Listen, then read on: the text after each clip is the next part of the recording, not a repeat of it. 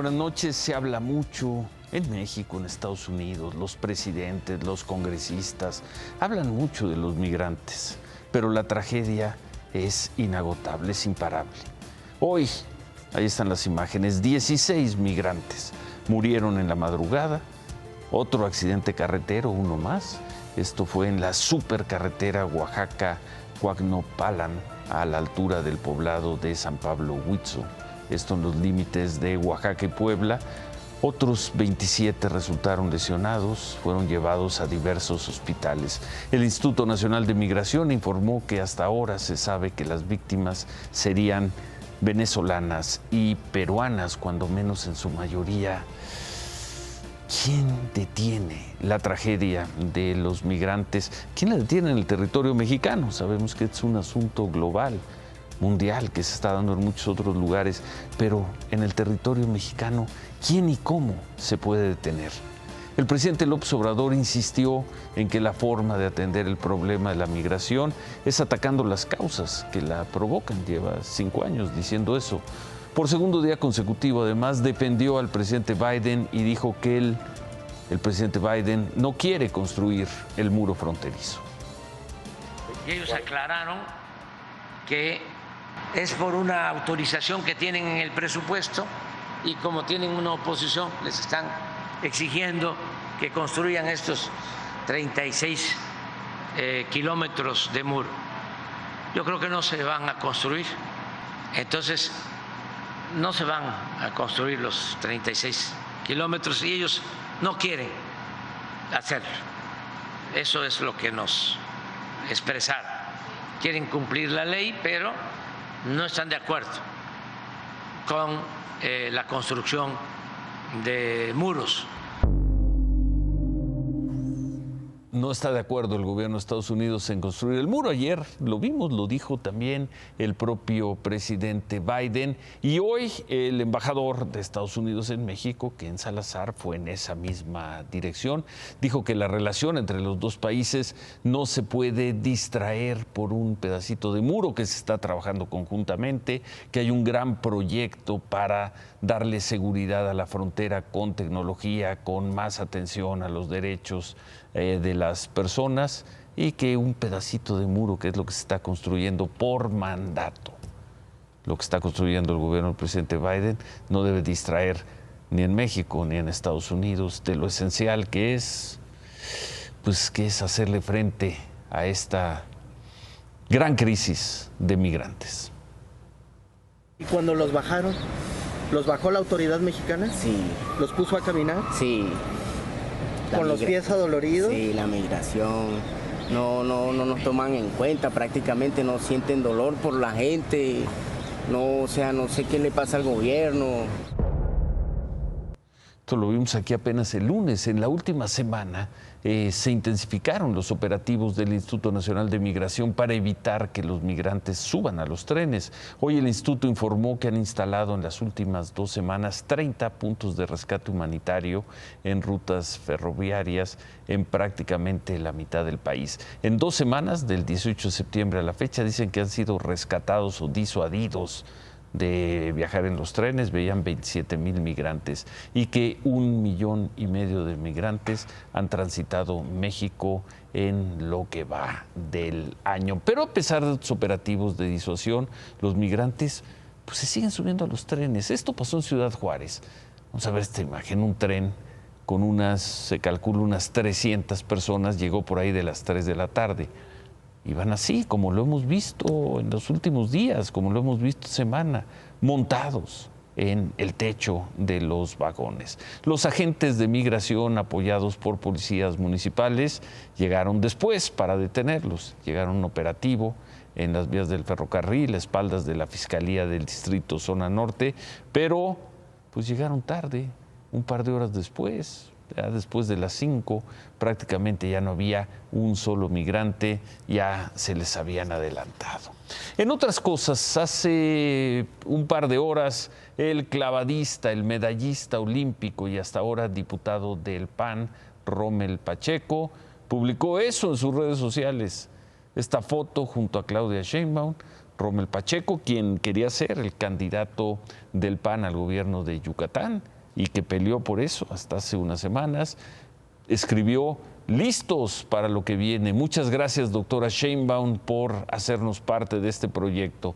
Hace 2 meses, Rommel Pacheco declaró su interés, repito, en ser el candidato al gobierno de Yucatán. El partido escogió al alcalde de Mérida, Renán Barrera. Rommel Pacheco dijo que se disciplinaba, pero pues ahora pasa al equipo de Claudia Sheinbaum. Claudia Sheinbaum le respondió: querido Rommel, es un honor y un privilegio que seas parte de este proyecto que crece todos los días. Eres un gran deportista, un gran mexicano y un gran ser humano. Gracias, Rommel, gracias. Bienvenido. La esperanza nos une. En Yucatán también crece el proyecto de transformación. Esta ha sido, a no dudarla, una mala semana para Xóchitl Gálvez, quizá la peor semana desde principios de junio, cuando irrumpió, la recordarán, con una energía renovada y sorprendente rumbo a la candidatura presidencial de un frente opositor. Pero esta semana, una serie de encuestas en las que aparece muy atrás de Claudia Sheinbaum y la incierta respuesta ante esos números comienzan a crear la percepción de que el triunfo de Xóchitl en junio será prácticamente imposible. Por ello, afuera y adentro de la oposición comienza a reclamársele su cerrazón para formar equipo, una obsesión por trabajar con un grupo íntimo y por presentarse sola, como en esta fotografía de ayer, por presentarse lejos del PRI, del PAN, del PRD, pero también lejos de organizaciones y figuras de la sociedad civil. Presentarse sola. La portada de hoy de la revista Siempre y el editorial de su directora, de Beatriz Pajés, quien además ha sido figura en la concepción del movimiento Va por México. Hasta hace unos días, Beatriz Pajés estaba entusiasmada con el avance de Xóchitl Gálvez, pero bueno, este editorial de Beatriz Pajés describe bien el ánimo en el lado opositor. Se habla de 2, 3 o 4 consultores, todos meten la mano, todos opinan. Alguien tiene que dar un manotazo en la mesa para poner orden. Tiene que haber una cabeza y esa cabeza debe ser Xóchitl. Tiene que estar al frente, arropada por un equipo de talentos que no se ve, apoyada en una narrativa y un estilo disruptivo de campaña. Consultada por Imagen Noticias, Xóchitl aseguró que ocurre todo lo contrario, que ha estado trabajando con especialistas de dentro y de fuera de los partidos para preparar una estrategia que la lleve a la victoria y que hoy o mañana tendrían una encerrona con los dirigentes de los partidos y con especialistas reconocidos para darle una dinámica mucho más rápida y certera y un tono de más contundencia y resonancia al proyecto. Eso es lo que dice.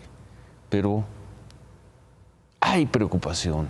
Sin duda que hay preocupación en el frente opositor y dicen que desde hoy o desde mañana, van a tomar la decisión de no perder un día de aquí al primer domingo de junio, el domingo de las elecciones presidenciales. El objetivo que apuntan a alcanzar no parece inconseguible. Con la sociedad civil empujando, buscarían hacer que el PRI jale 20% de los votos, que el PAN traiga otro 20%, y el PRD aporte un 3%. A ese supuesto hipotético 43%, Xóchitl tendría que sumar por sí misma 2, 3, 4 puntos. Sumarían así entre 45 y 47%, cifra con la que se llevarían la presidencia de la República y la mayoría en el Congreso. Ese porcentaje y esa fórmula no parecen delirantes, pero lo cierto es que hoy, a diferencia de hace 6, 8 semanas, las cosas se ven muy cuesta arriba. Hoy, pero parece que va a ser más bien hasta mañana, comenzaría esa encerrona de estrategia y los efectos tendrían que comenzar a percibirse muy pronto. Tan pronto como la próxima semana, porque les quedan, para remontar esa diferencia, les quedan solo 32 semanas. Fuerte el aplauso para la doctora Claudia Sheinbaum Pardo, que se encuentra aquí en este auditorio de gobierno para dar un mensaje de unidad a todos los maritas. Fuerte el aplauso para ella.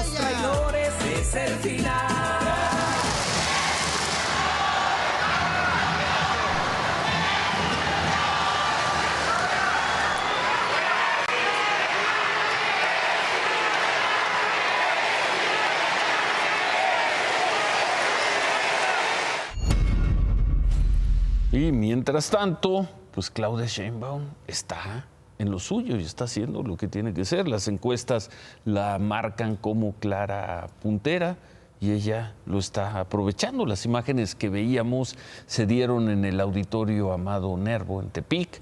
Ahí firmó lo que llaman el Acuerdo de Unidad para la Transformación. Así está recorriendo todo el país. Se reunió, como ha hecho ya en varios estados, con dirigentes políticos, con líderes sociales, con empresarios, con deportistas, con artistas. Durante su mensaje repitió lo que para ella son diferencias entre su proyecto y el del frente opositor, el de Xóchitl Gálvez. Lo que dicen los del otro lado, los del otro proyecto, que cada vez se hacen más chiquitos, que los programas sociales son para flojos. ¿Están ustedes de acuerdo con eso? Por eso decimos que nosotros vamos a seguir luchando por lo que llamamos los derechos del pueblo de México. Aquellos del otro lado piensan en los privilegios. Nosotros pensamos en los derechos del pueblo de México. Esa es la diferencia entre ellos y nosotros. Y con ese discurso se ha ido los últimos días Claudia Sheinbaum. Parece que le está dando resultado y es probable que lo repita y lo repita y lo repita mientras no cambien las cosas. Faltan 32 semanas para las elecciones. Marcelo Ebrard tuvo actividades hoy, reapareció, se reunió con simpatizantes en Tlalpan y aseguró que no se pueden ignorar las malas prácticas registradas en el proceso interno que terminó eligiendo, el proceso interno de Morena, que terminó eligiendo a Claudia Sheinbaum. Me decían hace unos días, oiga, pero eso es una traición, cuestionar el proceso. Le digo, traición es guardar silencio y traicionar los principios que tenemos. Eso es traición. Callarse la boca. Hoy sabemos que tenían los resultados de la encuesta antes hasta del conteo. Ya los tenían. Eso no se vale. Eso no se vale. ¿Y luego qué? Marcelo Ebrard dijo que Morena debe decidir entre el cinismo o la congruencia.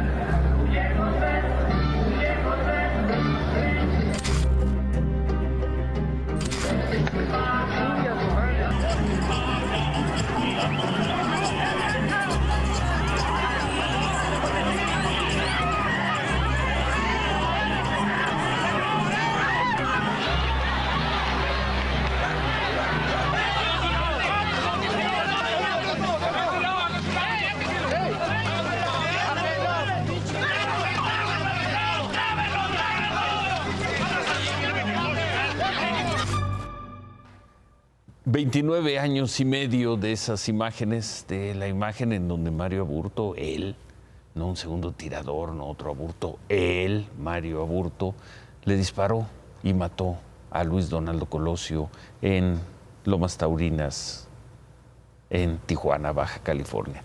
Mario Aburto, asesino confeso de Luis Donaldo Colosio, estaría pues a unos 5 meses o a menos de salir de la cárcel. ¿Por qué? Porque ayer, y hoy se conoció la noticia, ayer el primer tribunal colegiado en materia penal de Toluca lo amparó. Y en la resolución, un amparo directo, los magistrados de ese tribunal ordenaron, votación dividida, que se invalide la condena de 45 años de cárcel que recibió por haber matado a Colosio, entonces candidato presidencial del PRI. Este amparo ordena también que un tribunal de apelación emita una nueva resolución por el delito de homicidio calificado con premeditación y alevosía, pero esta nueva sentencia tiene que hacerse tomando en cuenta el Código Penal de Baja California, el que estaba vigente en aquel entonces, en 1994. Y como ese Código Penal establecía una pena máxima de 30 años de cárcel a quien cometiera el homicidio calificado, pues ese plazo vence a más tardar el 30 de marzo o el 29 de marzo del próximo año. ¿Qué significa esto? que 30 años después, una determinación de un tribunal dice Aburto debió haber sido juzgado no por la justicia federal, sino por la local. Es decir, devuélvasele el caso a la justicia local, a la justicia de Baja California, y en el peor de los casos, Aburto tendría una sentencia de 30 años. Como está a punto de cumplir, ya lleva 29 años y medio en la cárcel, pues Aburto podría salir una vez que se agote este trámite, que no debe durar mucho, podrá salir quizá antes del 23 de marzo. Desde el 2019 el presidente López Obrador le pidió a la Secretaría de Gobernación que revisara el caso. Hoy parece que le encontraron una salida jurídica al plantear no la inocencia de Aburto, sino que al no ser la víctima, Luis Donaldo Colosio, al no ser un funcionario, sino un ciudadano, pues su crimen tenía que procesarse conforme al fuero común vigente en Baja California y no con el Código Penal Federal.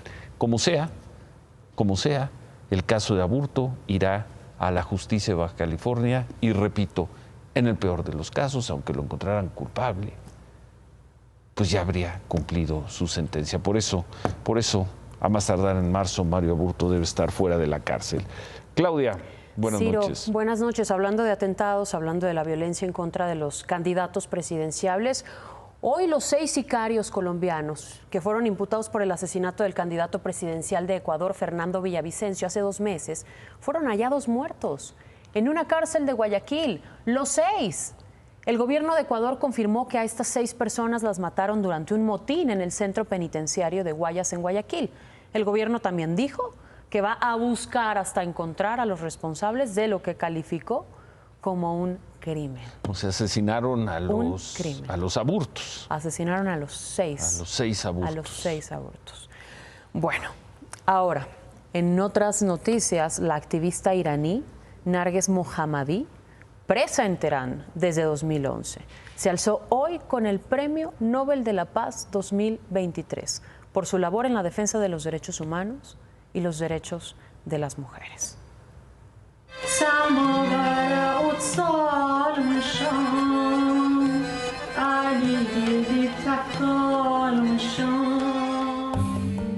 Detenida 13 veces en 22 años, condenada en 5 ocasiones y sentenciada a pasar la mitad de su vida en prisión.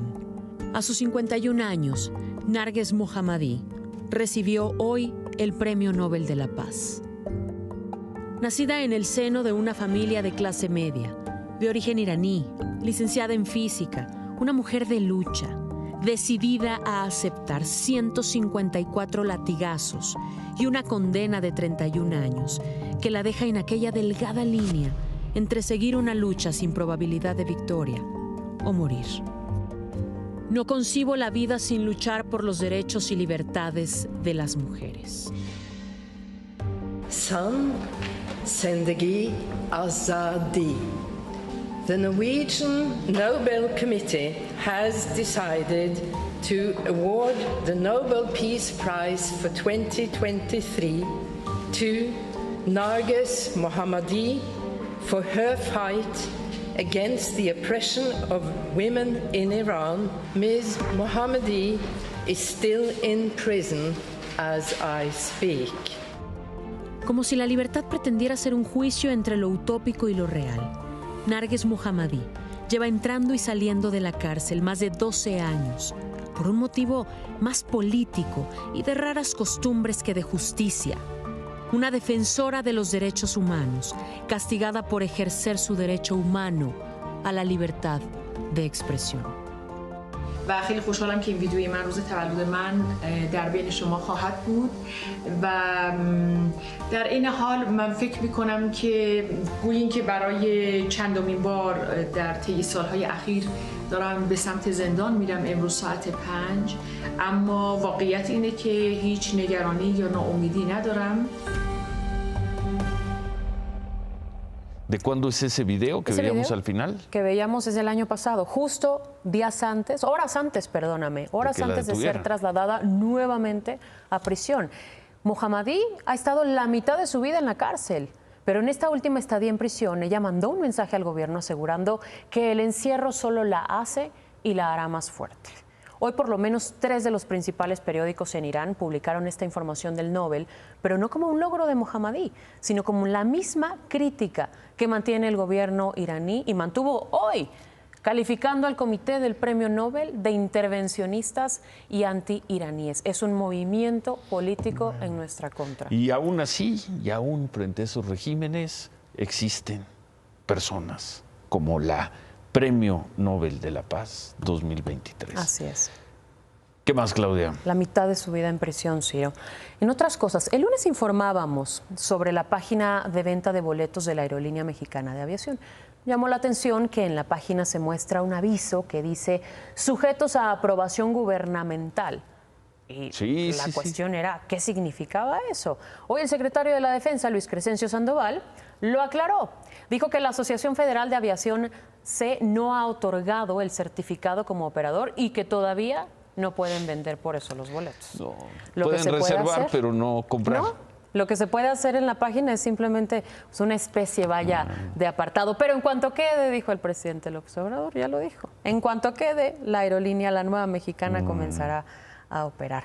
Hablando del presidente López Obrador, recorrió nuevamente el Tren Maya en un viaje de supervisión.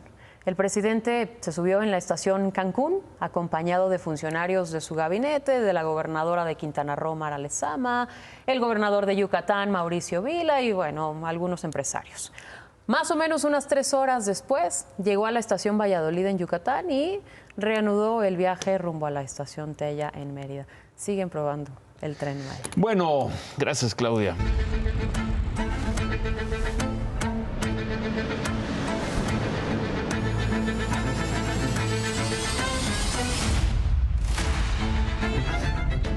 No, pues parece que no hay señal. Quedar completamente comunicados. La reacción o lo que tengamos que hacer pues queda en nuestras manos. Nos quedamos sin ver en la velocidad a la cual avanzamos. Por falta de refacciones. Esta es la principal fuente de refacciones del metro. Sí. ¿Ponen en riesgo la seguridad de los usuarios? Sí, al tener el piso dañado, al tener los umbrales así podridos. ¿Y están rodando así? Así están rodando.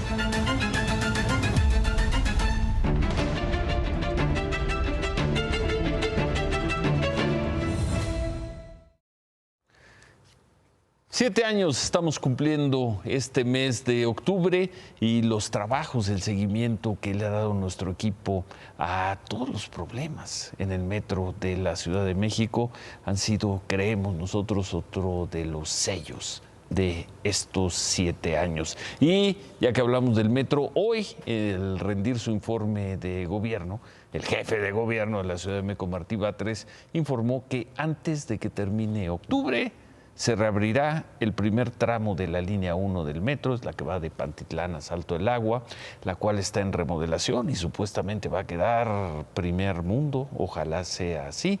Una semana después, dijo Martí Batres, se abrirá el otro tramo de Valderas Observatorio, más bien ese tramo va a cerrar para continuar con esta modernización. Lo cierto es que antes de que termine octubre ya estará reabierta en parte la línea 1 del metro. Que bueno, ojalá sea así. Javier.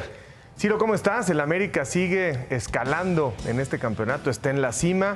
Parece que solamente Guiñac los podría detener para evitar que consigan su título 14. Regresamos con esta victoria que está a punto de darse en Mazatlán.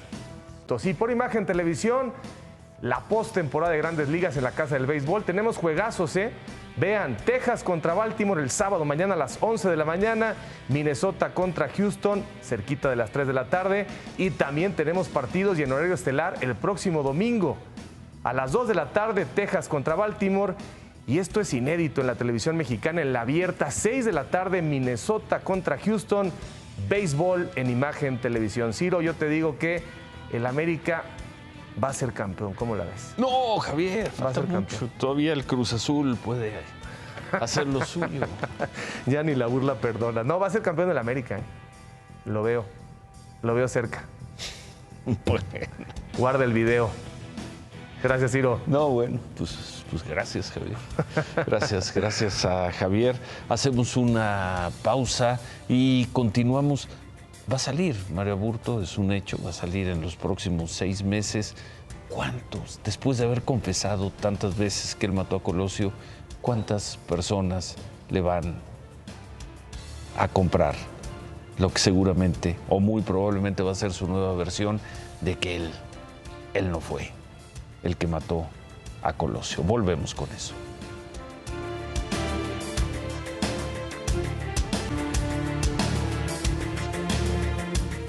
Antes de irnos, Mario Aburto declaró varias veces que había actuado solo y que le disparó a Colosio por accidente.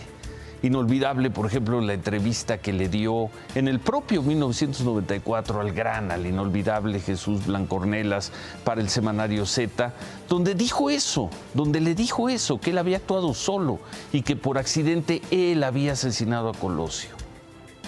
Pero 30 años después, y ya fuera de la cárcel, como ocurrirá en unos días o a más tardar en marzo, Aburto podrá decir cualquier cosa y no faltarán quienes 30 años después crean sus palabras como si fuera la verdad revelada.